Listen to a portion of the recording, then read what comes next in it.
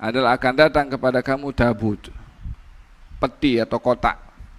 Fihi sakinatun min rabbikum, di situ ada sakinah daripada Tuhan kamu. Wa baqiyatun, dan peninggalan-peninggalan daripada Nabi Musa dan juga Nabi Harun yang disimpan.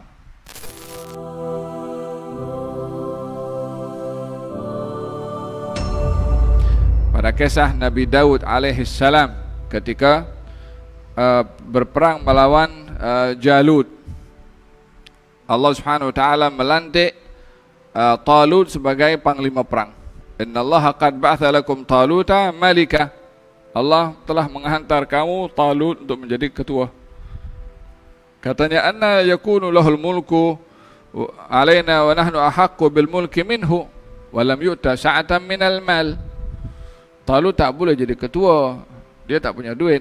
Patut kita yang jadi ketua sebab kita punya duit. Katanya begitu. Bani Israel ingin melawan kepada kauman Jabbarin, nak masuk bagi Baitul Maqdis. Baitul Maqdis waktu itu dijajah oleh kelompok Jabbarin yang punya kekuatan tubuh badan yang luar biasa. Bani Israel tak mampu nak berlawan dengan mereka. Maka Allah minta kepada Nabi yang diutus oleh Allah pada zaman itu, coba kamu minta kepada Allah supaya Allah hantar kepada kita pemimpin perang untuk lawan kepada mereka, supaya dengan pemimpin itu kita boleh menang. Karena dihantar oleh Allah Subhanahu wa taala, yang pastinya Allah akan tolong. Allah hantarkan Talut. Dihantar Talut untuk menjadi pemimpin sesuai dengan permintaan mereka, mereka pula yang komplain. Mereka yang minta, mereka sendiri yang tolak.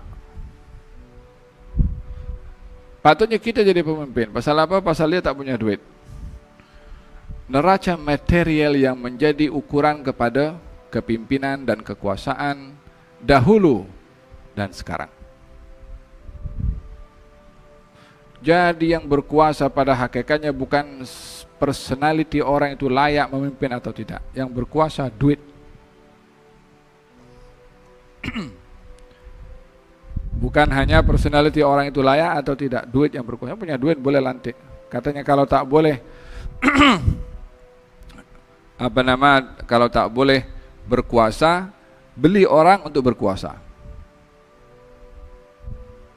Akhirnya yang punya berkuasa adalah duit. Yang berkuasa perlu kepada duit dan perlu kepada orang-orang berduit. Yang menentukan hal tuju kepimpinan dan kekuasaan adalah yang punya duit. Oleh sebab itu para penguasa itu perlu kepada orang yang berduit, orang yang berduit perlu juga kepada para penguasa. Satu dengan yang lain saling memanfaatkan. Yang berkuasa ingin memanfaatkan dengan duitnya dan kuasanya, yang punya duit ingin menggunakan kekuasaan untuk duitnya juga. Yang susah tu yang di bawah tu. Yang susah tu yang pilih tu.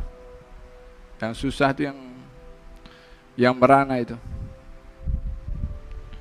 Faham dong? Gal hada Talut dilantik oleh Allah Subhanahu wa taala, diprotes oleh siapa? Oleh Bani Israel.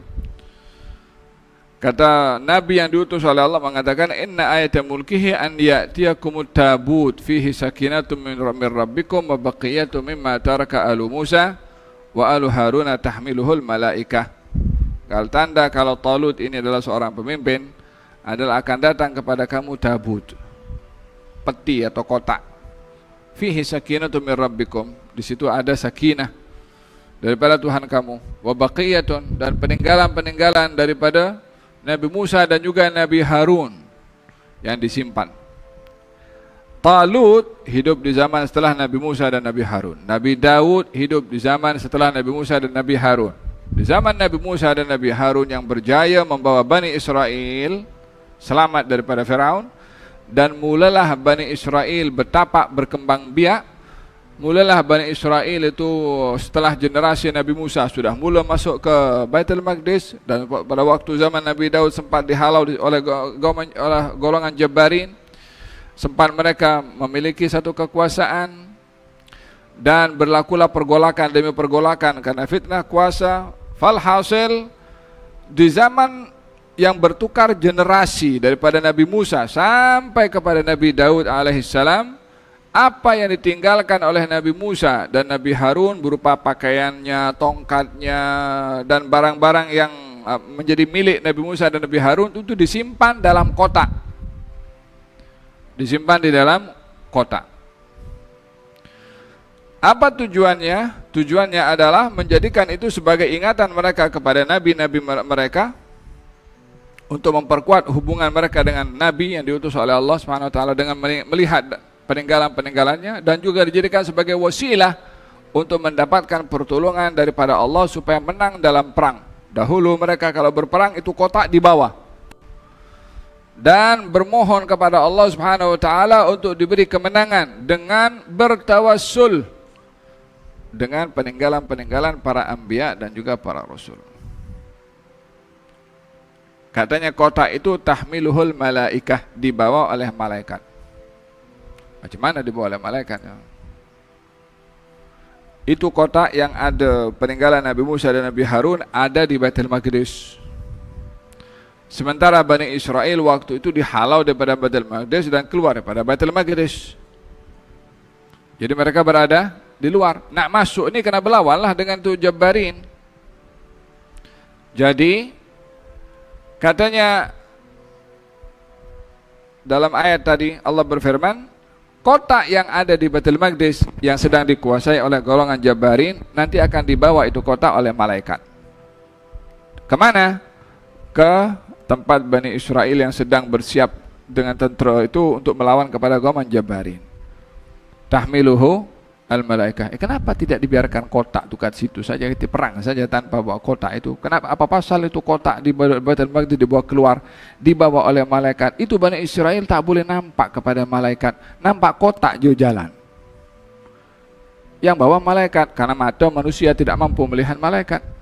Persoalannya, tidak boleh ke Allah Subhanahu wa taala berikan kemenangan kepada Talut dan tenteranya lawan kepada golongan Jabbarin tanpa kotak itu dibawa. Untuk apa kira-kira kotak itu dibawa dan dijadikan bukti kalau Talut itu pemimpin yang dilantik oleh Allah Subhanahu wa taala? Buktinya apa? Kotak dibawa oleh malaikat, isinya adalah peninggalan Nabi Musa dan Nabi Harun. Tak boleh ke wahyu ke mana. Kenapa yang dijadikan tanda itu adalah peninggalan-peninggalan mereka? Kalau bukan diajarkan di sini untuk at-tabarruk, mengambil berkat daripada orang-orang yang mulia di sisi Allah Subhanahu wa taala, karena mereka mulia di sisi Allah Subhanahu wa taala dengan kedudukan yang Allah kasih kepada mereka. Faham toh? Jika tidak ada motif mengambil barakah pada itu semua, untuk apa dihantar? Dibawa untuk dalam berperang. Fil hadis Nabi Muhammad sallallahu alaihi wasallam bersabda, "Yaghzu fi'atun minal qaum." Akan berlaku peperangan dan kaum muslimin tidak menang dalam peperangan atau lambat nak menang, maka disuruh oleh ketua kaum muslimin, adakah di antara kamu yang pernah melihat Rasulullah, yakni hidup di zaman Rasulullah, yang maksudnya para sahabat lah. Jadi dalam peperangan di situ ada sahabat, cuma yang memimpin bukan sahabat. Peperangan itu tak kunjung tiba kemenangan. Maka pemimpin itu mengatakan, ada tak di antara kamu yang hidup di zaman Rasulullah dan melihat Rasulullah? Kalau ada, orang itu diletakkan di hadapan. Diletakkan di hadapan, Allah kasih menang. Tadi tak menang. Pasal apa? Pasal orang itu di belakang atau tidak hadir atau macam mana? Didatangkan orang yang hidup di zaman Rasulullah, tengok Rasulullah, diletakkan di hadapan, maka Allah kasih kemenangan kepada mereka disebabkan orang yang tengok pada Rasulullah SAW. Itu kan kedudukan, itu kan makam, itu kan kemuliaan yang ada pada sahabat karena melihat Rasulullah dan bersahabat dengan Rasulullah. Tukar generasi, berperang lagi, ternyata tidak menang. Maka ditanya, adakah di antara kamu yang melihat orang yang melihat Rasulullah? Maksudnya tabi'in. Tak melihat Rasulullah, tapi tengok orang yang tengok Rasulullah. Kalau ada, letakkan di depan. Maka diberi kemenangan oleh Allah Subhanahu wa ta'ala. Kenapa tidak? Ya Allah beri saja kemenangan tanpa mereka. Kan kita sama orang Islam.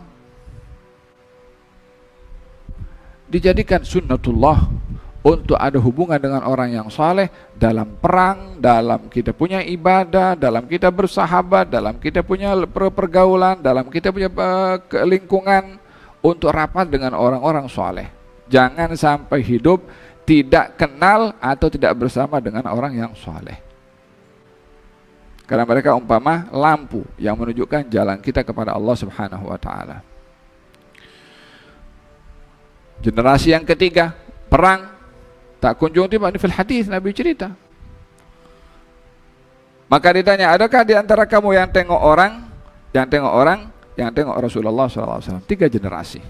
Kalau ada letakkan di hadapan, maka dia menang.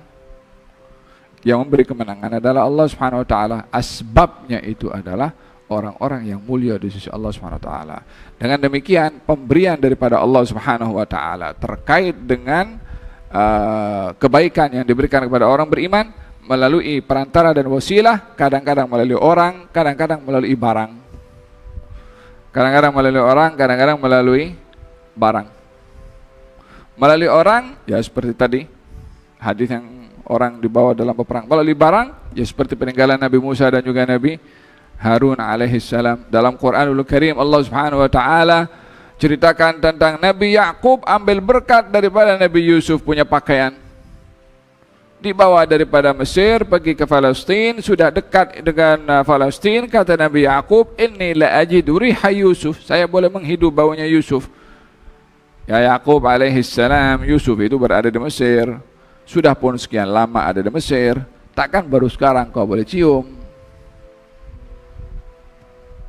Gal inni la ajidu riha Yusuf, saya menghidup baunya Yusuf.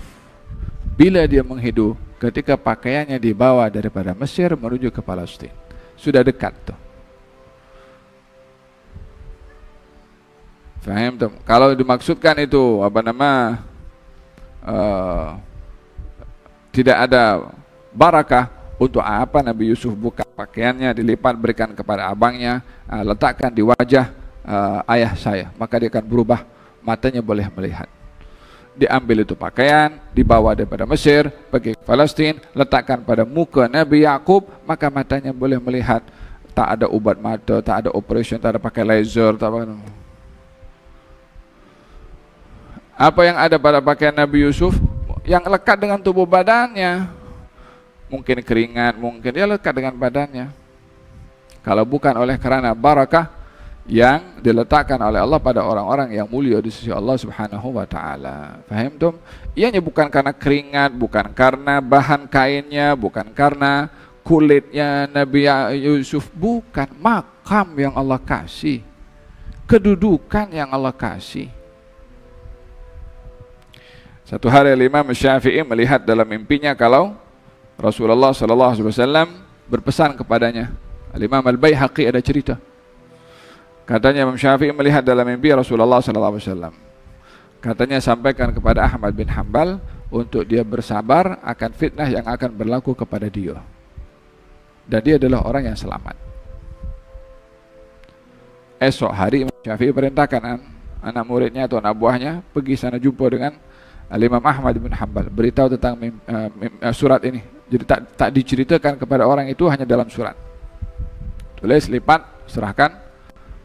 Dibawa surat itu kepada Imam Ahmad bin Hanbal. Sampai ke Irak waktu subuh, dibaca oleh Imam Ahmad bin Hanbal. Menangis Imam Ahmad bin Hanbal. Tanya kepada orang yang bawa surat itu, kamu baca ke? Tidak. Maka dibuka pakaian yang dipakai, dilipat, serahkan kepada orang yang membawa surat itu sebagai tanda terima kasih. Karena mendapatkan kabar gembira kalau Rasulullah memberikan kabar gembira kepada Imam Ahmad ibn Hanbal, walaupun ada dugaan, tapi diberi kabar gembiranya dia akan selamat. Dibawa balik itu pakaian, itu hadiah daripada Imam Ahmad bin Hanbal kepada utusan Imam Syafi'i. Sampailah balik ke Mesir, jumpa dengan Imam Syafi'i, tanya apa yang dilakukan oleh Ahmad bin Hanbal. Karena dibuka dan dia menangis. Lalu apa yang dia katakan kepada kamu? Kata ada, dia hanya bagi pakaian yang dipakai olehnya. Kata Imam Syafi'i, boleh saya ambil itu pakaian. Jangan risau, bukan ambil daripada kamu, tapi ambil barakah, dibasahi itu pakaian, diambil daripada airnya dan digunakan oleh Imam Syafi'i daripada air pakaian yang dipakai oleh Al-Imam Ahmad Ibn Hanbal, muridnya Imam Syafi'i. Mungkin zaman sekarang katakan bid'ah, ya kan, melampau, tak guna. Wallahi kalau tak guna atau tak sesuai atau bid'ah sebagai, dan itu dibuat oleh Imam Syafi'i, tak apa kita ikut bid'ahnya Imam Syafi'i daripada ikut orang kata bid'ah sementara dia yang bid'ah sendiri. Lebih baik kita ikut bid'ah bersama dengan Imam Syafi'i daripada orang yang tak reti apa-apa nak atur Imam Syafi'i atau nak atur perbuatan-perbuatan yang dilakukan oleh orang-orang seperti Imam Syafi'i sebagai perbuatan yang bid'ah. Faham tak? Kalau baginda Rasulullah sallallahu alaihi wasallam di offer oleh Abbas bin Abdul Muttalib untuk minum air Zam-Zam daripada bekas yang bersih. Masa Hajjatul Wada singgah di mana? Perigi Zam-Zam. Itu ramai orang yang berkumpul untuk minum. Perigi Zam-Zam itu ada beberapa macam cawan atau alat untuk mengambil air Zam-Zam dan diminum daripada cawan tersebut. Maka baginda Rasulullah mengatakan kepada Abbas, Abbas berikan kepada kau air. Kata Abbas mengatakan kepada anaknya, putranya Fadal, Fadal ambil cawan khas untuk Rasulullah supaya dapat minum air Zam-Zam. Kata Nabi, tidak, daripada cawan itu saya ambil berkatnya orang-orang Islam juga. Hatta Rasulullah sallallahu alaihi wasallam pun minum daripada cawan yang yang ada di perigi Zam-Zam waktu itu. Coba kalau kita ada satu cawan, kita gilir semua yang hadir di sini. Kemudian ada orang tengok sebelah sana dekat mana, dekat luar ke melalui live stream. Tengok tu, memperhamba orang lain. Melampau, ta'assub, ta'assub. Wal ma'u bima fihi yandahu. Air itu dengan cawan warna apa akan terwarnailah air itu. Kita kalau pakai cermin mata warnanya pink, nampak semua depan kita pink. Kalau pakai warna blue, nampak semua biru. Kalau pakai warna merah, nampak semua merah. Coba pakai yang jernih macam ni. Oh, ini pakai baju hitam, ini pakai baju coklat, ini pakai baju putih. Nampak clear. Wal ma'u bima fihi yantahu. Wa kam min a'ibin gawalan sahihan wa afatuhu al-fahmus saqimu. Berapa banyak perkara itu benar tapi dilihat salah karena yang tengok, yang faham salah. Pemahaman yang salah mesti akan menilai yang benar jadi salah. Sebab problemnya bukan yang dinilai, yang menilai.